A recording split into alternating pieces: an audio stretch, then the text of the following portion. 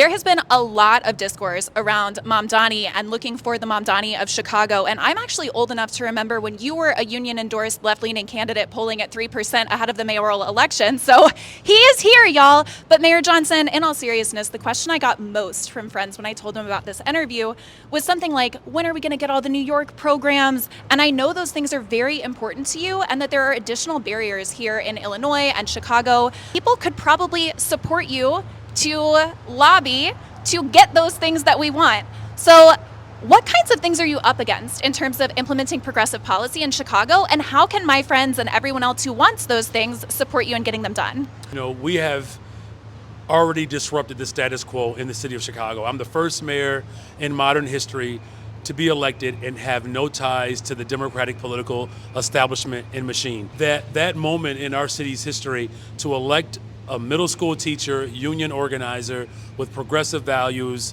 raising a family on the west side of Chicago, that is unprecedented, and I'm actually humbled by that. But here's what we've been able to do. I'm the first mayor since Mayor Harry Washington to not only invest in public mental health facilities, we've actually reopened 3.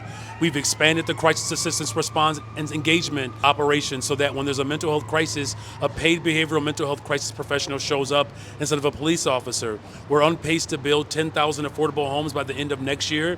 One program I'm really excited about is green social housing. And so we're locking in and stabilizing rent, but we're also building sustainable housing so that we actually support environmental justice. And speaking of which, I've reestablished the Department of the Environment. We've invested more in young people. I've invested more in public education. And then finally, we just passed the social media amusement responsibility tax. It's a tax on big tech companies. It's literally the first big tax on the ultra wealthy of its kind in the history of this country. Share this information to people across the city and around the country to know that we are building the safest, most affordable big city in America, and progressive leadership is actually leading the way.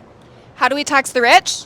Oh, it's pretty straightforward. I mean, between a digital ad tax, we also, again, push for the social media amusement responsibility tax, a progressive income tax.